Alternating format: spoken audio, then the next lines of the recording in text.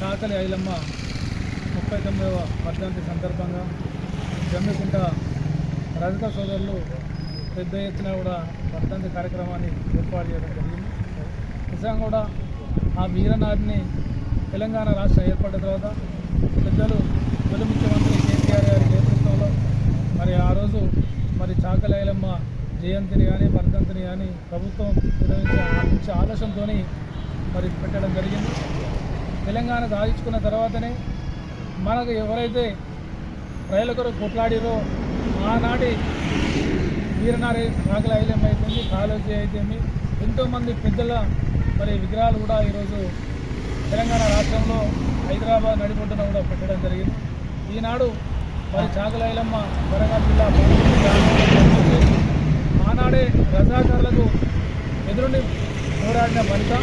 మరి ఆ చాకలి ఐలమ్మ చరిత్ర మనమే కాకుండా మన పిల్లలకు కానీ అందరూ కూడా తెలిసే విధంగా కూడా మరి పాఠ్యపుస్తకాలు కూడా మరి ఉంచాలి.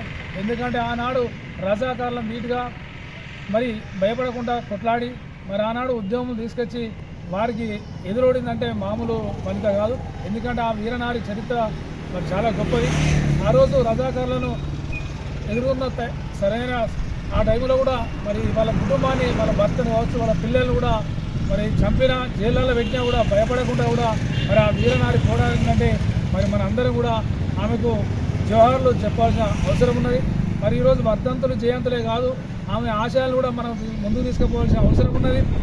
మరి అట్లాంటి ఈరోజు వర్ధంతి కార్యక్రమంలో మరి నేను కూడా పాల్గొన్నందుకు జమ్మికుంట రజక సంఘ సోదరులకు కూడా ప్రతి ఒక్కరు కూడా పేరు పేరున నమస్కారం.